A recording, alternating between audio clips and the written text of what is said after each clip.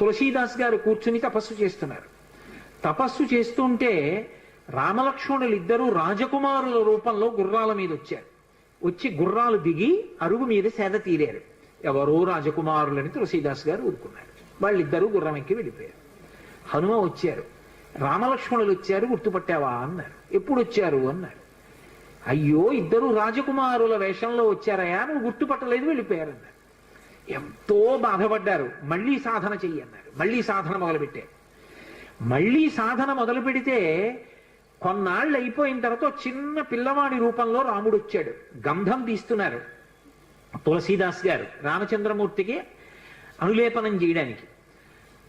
చిన్న పిల్లవాడి రూపంలో వచ్చి తాతా తాతా నాకు గంధం ఇస్తావా అని అడిగాడు. ఇది రాముడి కోసం రా, పో అన్నారు తులసీదాస్ గారు.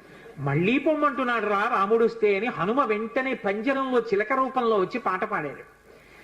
రాముడు బాలుడి రూపంలో వచ్చి తులసీదాస్ గారిని గంధం అడుగుతున్నాడు. గుర్తించలేని తులసీదాసు వెళ్ళిపోమ్మంటున్నాడు అని.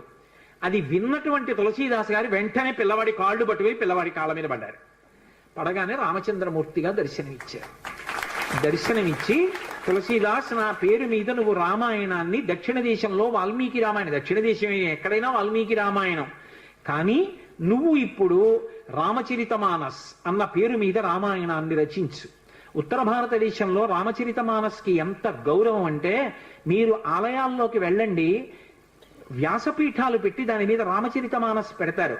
గుళ్ళోకి వెళ్ళిన వాళ్ళు కనీసం ఒక్క శ్లోకమైన అందులోంచి చదువుకుని చక్కగా ఓ పువ్వు ఏదో పెట్టి నమస్కారం పెట్టొస్తారు.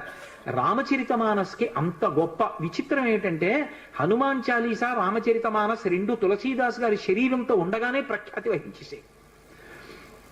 అటువంటి తులసీదాస్ గారు ఎప్పుడూ రామనామం చెప్తుండేవారు.